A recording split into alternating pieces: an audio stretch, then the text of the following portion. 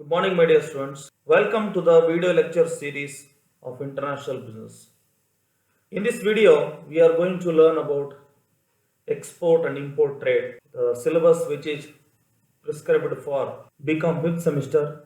Today, in this session, we are going to learn about international trade. We all know our stuff is from everywhere. Today, we are wearing clothes, we are using consumer goods, electronic goods, etc. All these products are from America, Russia, Japan, China, Canada, Malaysia, Singapore, everywhere. So even from Germany also. But what does it actually tell us about the global economy or Indian economy? And who is going to benefiting from all these international trade? That we will come to know all about the international trade and its features, foreign trade. Yes, my dear students, let us know the meaning of foreign trade. Foreign trade is nothing but conducting economic transactions that are made between one or more countries. Here, the goods commonly traded are consumer goods such as electronic goods, clothing, food material, capital goods like machinery, raw materials, and other transactions involve services too, such as travel services, tourism, and payments for foreign patent. These are the transactions made between two or more countries. So let us have a look into types of foreign trade.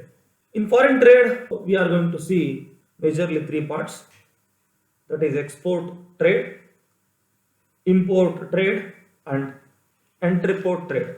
So let us go in detail what actually the export trade is. Export trade is nothing but the outflow of goods from our country. So let us take an example of India. Outflow of goods from India to another country like Japan, America, Malaysia, Sri Lanka. So is called as export trade. Here, export trade refers to the sale of goods by one country to another country after some processing operations, after making some finished product to the foreign country. And let us have a look into the meaning of import trade. Import trade is nothing but inflow of goods. Here, so let us take an example of India. India is importing pharmaceuticals, some medicines from America, Canada, and electronic goods from Japan. So here, India is getting inflow of goods from some other nations. So it's called as import in India's point of view. So import trade refers to the purchase of goods by one country from another country, or inflow of goods and services from foreign country can be called as import trade. And let us have a look into entreport trade. Entreport trade is nothing but re-exporting. Re-export refers to the purchase of goods from one country and then selling those goods to some other country, another nation. So we are exporting goods from one country. Here we can take an example of we are exporting some electronic goods from Japan, and such goods are again re-exported to the Sri Lanka. Entreport trade is nothing but re-export. International trade is the lifeblood of global economy. Basically, when a goods and service is produced in Germany and sold to a person or business in India, so that counts an export for Germany and as an import for India. Dear students, now let us understand the features of foreign trade, international trade. Here in foreign trade, so there will be transactions like exchange of goods and services between different countries. Here, the business operations with more than two or more countries. And number two, there will be differences in factor endowments. Factor endowments are nothing but the factors of production, land, labor, capital, organization. So there will be drastic differences between one country to another country. And there will be also the differences in resources, wants, desires, needs of a customer, technological advancements, and labor force, skilled labor force, and also there will be a lot of differences between entrepreneurial skills of persons in one nation to another nation lead to international trade.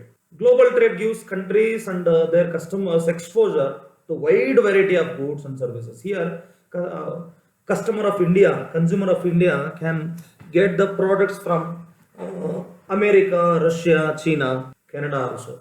Across the globe, so a customer of India can get the products, can buy the products. And other thing is the economic policies and decision taken in the process of foreign trade of one nation will definitely have an implication on politics, policies of the government intervention, and also it will have an impact on living standards of the people of one nation.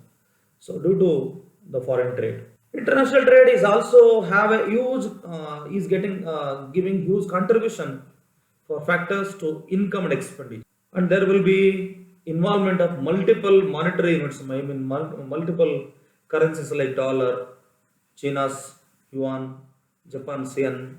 So there will be exchange transaction of currencies also. There will be a lot of impositions of restrictions in import and export by various countries. So in India right now, we have imposed foreign goods like Pakistan goods, goods which are produced in Pakistan are restricted for India, and existence of multiple rules and regulations and legal proceedings, legal practices, because the business transactions, trade transactions are going to get uh, at a across border level.